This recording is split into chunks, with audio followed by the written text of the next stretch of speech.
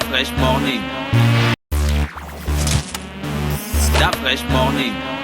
Vous êtes sur les 104.5, on parle de sport ce matin avec Pépé. Pépé, bonjour. Bonjour la fraîche. Comment bonjour tu vas Gina, dans bonjour le... Moncelet. Comment tu vas ce matin? Ça va toujours bien. Bonjour. Toujours. Il y a la forme. Toujours. Qu'est-ce qui marque le sport? Ce qui marque le sport, c'est... Le sport international, hein? Non, le sport international. Oui. Notre sport international, c'est l'Euro. Ouais, l'Euro et la Notamment Copa América. La Copa América, qui vient de s'achever le week-end dernier, avec les sacres de l'Argentine pour l'Amérique du Sud et de l'Italie pour l'Europe. On va dire qu'au niveau de l'Italie, c'était en même temps une surprise, mais en même temps une confirmation. Parce que l'Italie, ça fait je ne sais pas combien de mois, ils n'ont pas perdu. Ça fait plus de 15 matchs, ils n'ont pas perdu. C'est une équipe qui a été reformée parce qu'elle ne s'est pas qualifiée pour la dernière Coupe du Monde. Donc il fallait pour le nouvel entraîneur se remettre sur certaines bases. Il a rappelé certains anciens comme Bonucci ou Cellini pour être autour avec Verratti aussi qui a déjà quand même un certain âge pour rebâtir une équipe de jeunes. Vous avez remarqué qu'il y a l'Italie en général dans une époque lointaine, lorsque tu entendais les noms, ça partait de la Juventus, du Milan, c'est de l'Inter de Milan. C'était des grands clubs. Là, tu entends même des joueurs d'Osasuna, des joueurs des petits, on va dire des petits clubs. Donc c'était vraiment Osasuna, pardon. Il a vraiment bâti une équipe et non des individualités, et ça a payé. Donc c'est vraiment et en plus j'ai rarement vu jouer l'Italie comme l'Italie a joué lors de cet Euro. En général, l'Italie c'est une grosse défense et qui subissent les matchs. Mais là, l'Italie a vraiment été parmi les équipes les plus joueuses de cette compétition. Donc pour moi, ça a été une belle surprise et ça a donné ce que ça a donné. Et Argentine-Brésil?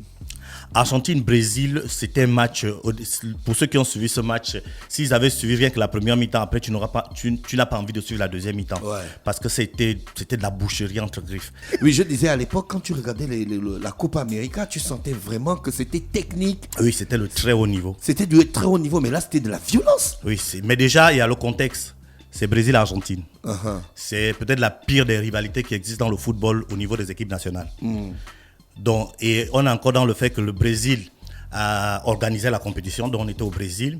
Le Brésil a perdu la dernière organisation qu'elle a eue en Coupe du Monde. La Coupe du Monde, humiliée.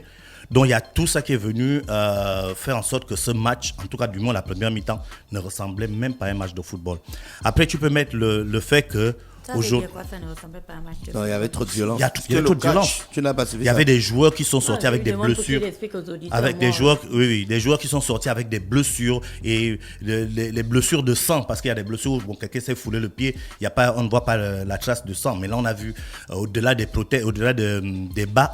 de bas, on voyait carrément les traces de sang. On voit Neymar qui a eu son short complètement déchiré. C'était vraiment, du moins la première mi-temps. Ensuite, la deuxième mi-temps, on a vu un jeu beaucoup plus organisé, deux équipes qui ont quand même exposé quelque chose de bien, mais de manière générale, ce n'était pas un gros match. Ouais. Après, sur le plan technique, on peut l'expliquer aussi du fait que lorsque tu prends le Brésil aujourd'hui, sur les 11 qui ont joué, il y a 2 qui jouent en Amérique du Sud, qui jouent au pays.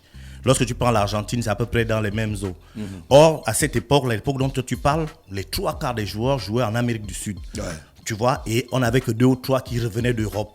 Mais là, le jeu du Brésil ou de l'Argentine ressemble déjà plus à un jeu européen qu'à un jeu sud-américain. Ouais. Du fait que toutes ces personnes-là qui sont parties en Europe, Donc voilà. Et qu'à cela ne tienne, Messi a quand même eu le titre, finalement, avec l'équipe nationale. Oui, le titre, on va dire un titre majeur parce qu'il a eu les Jeux Olympiques. D'accord. Beaucoup de gens ne considèrent pas ça, je ne sais pas trop pourquoi, mais il a eu les Jeux Olympiques avec l'équipe nationale. Et là, on va dire avec les seniors, totalement seniors, c'est la première fois, oui, la Copa.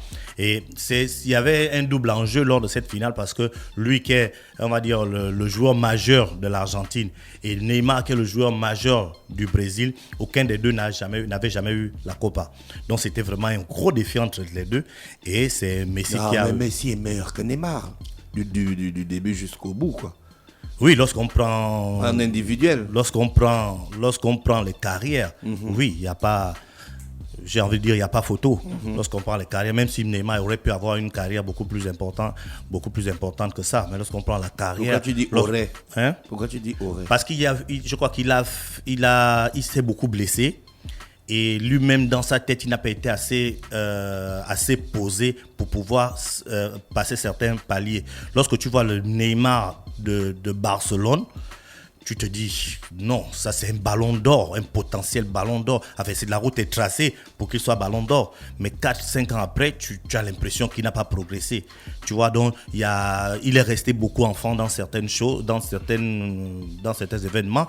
Et lorsqu'il est arrivé à Paris, qu'on lui a donné toutes les clés techniques de l'équipe, je crois qu'il n'a pas su amener Paris Saint-Germain là où Paris devrait être. Mais quand il était avec Messi, tellement il respecte Messi. Pour lui, Messi, c'est le meilleur joueur du monde. Tellement il respecte Messi qu'il arrivait à se ranger. Et bon, après, certains peuvent dire que ça a été un mauvais choix. Donc, il y a eu ce comportement qui a pu faire en sorte que lorsque moi je vois Neymar aujourd'hui, je me dis où il est aujourd'hui, c'est pas où il devait être. Il devait être bien loin. Donc, c'est en Amérique du Sud, voilà, ça s'est terminé. Messi, meilleur joueur, co-meilleur joueur. L'Amérique du Sud, on va dire quoi, c'est une confédération vraiment à part. Ils organisent les compétitions comme ils veulent, comme ils sentent. Il n'y a pas une régularité écrite quelque part. Donc ils ont organisé l'année dernière. La dernière fois, ça fait 2-3 ans, c'est à cause du Covid. Sinon, ça devait se passer toutes les années pratiquement. Après, ils peuvent décaler d'1 an. Après, ils peuvent changer. Donc aujourd'hui, ils ont décidé de donner le titre de meilleur joueur à 2 joueurs. On n'a jamais vu ça quelque part ailleurs. Donc 2 joueurs donné ça à Messi et à Neymar. Donc, tu vois, donc on n'a jamais vu ça quelque part ailleurs. Mais en même temps, Messi est meilleur buteur, Messi est meilleur passeur. Donc on peut dire que Messi, lors de cette Coupe Copa América, il a vraiment été au sommet de son art. Et c'est une bonne chose parce qu'il est plus proche de la fin que du début. D'accord. Voilà. Ok, et sur le plan national, qu'est-ce qu'on a au sport? Sur le plan national, on a, j'ai envie de dire, si on s'en tient aux paroles du ministre des Sports, une bonne nouvelle. La reprise. Pourquoi tu rigoles? Parce que pour l'instant, ce ne sont que des mots. On attend la réalisation. Non, quand je dis ce ne sont que des mots, je ne dis pas que... À trop être proche des Mosley comme ça, là, tu as déjà des analyses. Non, c'est pas ça. Ce que je suis en train de dire, c'est qu'on attend... C'est Mosley qui fait quoi? On attend Mais le ministre des Sports dit que c'est la reprise, il dit que c'est Non, des mots. c'est pourquoi je dis, il n'a pas dit ça avec ces mots-là. Il a dit, si tout se met en place, si toute l'organisation sanitaire est là, si les joueurs sont vaccinés, si l'État fait sortir l'argent, si, tu vois qu'il y a beaucoup de... il y a beaucoup de conditions. Voilà, il y a beaucoup de conditions. Le monde du ministre. Non, c'est pas le monde du ministre. Là, c'est vraiment l'organisation qu'on a fait. Donc, si tout ça se met en place... Si la saison sèche n'arrive pas, ah non, si les pluies s'arrêtent, si quelqu'un n'est pas encore mort, on ne laisse pas. Si tout se met en place, le championnat national de première et deuxième division va débuter en octobre. Si le soleil brille. Si on commence par écouter ce que le ministre dit, si la pelouse est bien verte, même qui est dans les scies, on va pas s'en sortir.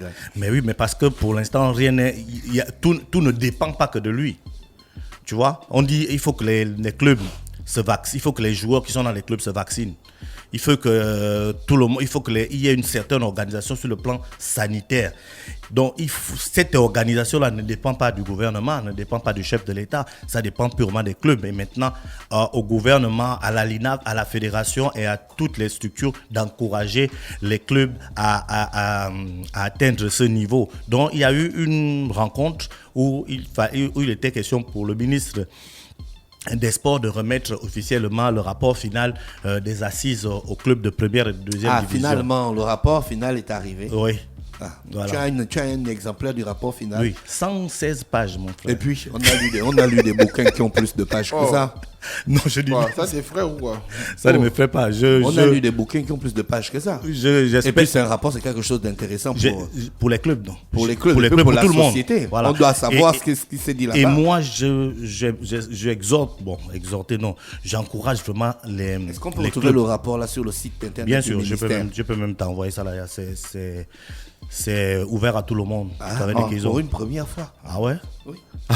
Parce que le ministre de la Santé, il est passé ici avec un rapport. On lui a demandé, mais monsieur le ministre a dit non, moi le rapport c'est avec le président. Mais Lequel, non. ministre de l'Assemblée. Lequel? Les Koumou. Ah, d'accord. ok. Tu te rappelles pas de son passage? Mais Pour non. lui, le rapport était... Il fallait donner la primaire au chef Il de parle, l'État, il s'il te parle, plaît. pour lui, le rapport était ultra secret. On dirait un document Mais de la non. CIA. Le rapport, c'est celui de. C'était sur le celui, corona, de- non? celui des assises, là, il est à tout le monde. C'est ouvert à tout le monde. Tu es sûr? Bien sûr. Les conseillers du ministre ont envoyé ça à toute la presse. Dès que tu donnes déjà un rapport aux journalistes de manière officielle, ça veut dire que c'est destiné à tout le monde. D'accord. Voilà. Donc, à ce niveau-là, Et c'est ça qui est bien. Et c'est une très bonne chose parce qu'aujourd'hui, on va savoir réellement qu'est-ce qui sera entre, quelle sera la relation entre, quel sera le contenu, par exemple, du cahier de charge. On va le savoir. Que le ministre va imposer, que le ministère, que les organisations vont imposer aux clubs de première et deuxième division. Parce que dans un passé récent, on entendait cahier de charge. On connaissait quelques lignes de ce cahier de charge, mais on ne savait pas réellement ce qu'il en était. Maintenant, le fait de permettre à la presse d'être au fait de cette situation va faire en sorte qu'on aura un petit regard sur cette situation. On veut aujourd'hui que les clubs de première et deuxième division soient réellement professionnels, que le P de la LINAF P là ait vraiment tout son sens. Donc ce sera maintenant à la LINAF, qui est l'organisateur de cette compétition, de suivre à la lettre tout ce qui va être dit. Si on dit que pour que tu aies un club de première division, il faut que tu aies toutes les petites catégories, comme on le disait dans le premier cahier de charge, il faut maintenant aujourd'hui qu'on le respecte. Pendant 3 ans, l'État va accompagner une nouvelle fois les clubs de première et de deuxième division. Mais maintenant, pendant ces 3 ans-là, il y aura une certaine vision, une certaine manière de faire les choses qu'il faudra suivre. Dans quelques jours, il y aura on va dire quoi? Il y aura une structure, il y aura une commission qui va être mise en place pour faire le tour de tous les stades qui vont accueillir les championnats de première et deuxième division. Sur un plan beaucoup plus, on va dire quoi? Sur un niveau un peu supérieur, la CAF exige, lorsqu'on doit participer à une compétition internationale, que les stades aient de certaines normes. Donc, sur le plan national, je crois que ça va aussi être fait, même si on ne peut pas avoir les mêmes exigences qu'au niveau de la CAF. Mais quand même, les plus, on va dire quoi, les plus importants, qu'un stade ait des vestiaires. Mais on a vu jouer les championnats de première ou de deuxième division avec des stades sans vestiaires ou sans vestiaires avec des vestiaires qui ne fonctionnent pas. Or, les vestiaires, c'est d'abord c'est un lieu important et pour les joueurs et pour les arbitres et pour le commissaire de match. Donc, il va falloir vraiment mettre tout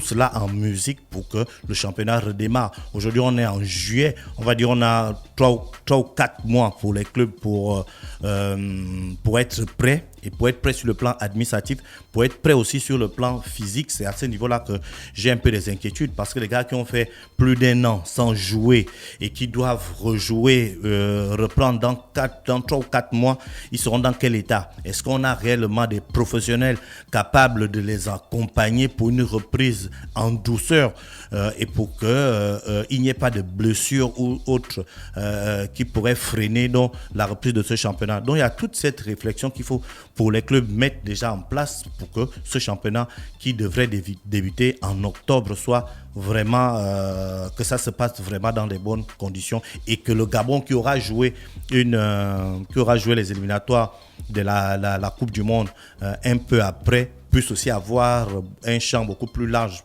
Je parle du sélectionneur national, un champ beaucoup plus large pour prendre les joueurs, pour que ces joueurs viennent accompagner l'équipe nationale. D'accord, les basketteuses, elles sont parties? Non, elles ne sont pas parties en ce moment. Et elles auraient même dû être avec nous aujourd'hui sur ce plateau. Malheureusement, une exigence de dernière minute, notamment le Covid, comment on appelle ça? Les tests Covid, elles devaient faire ça l'après-midi, mais on leur a exigé qu'elles le fassent le matin, donc elles n'ont pas pu venir. Donc ils vont partir demain, je crois, demain ou après-demain. Et on tiendra informé le public, on va dire, de ce qui se passe, ce qui va se passer à Kinshasa. D'accord, merci Pépé avec nous ce matin sur les 104.5 Urban FM, la station urbaine. Dans quelques minutes, on va revenir avec Mosley pour parler de politique. Stop Fresh Morning.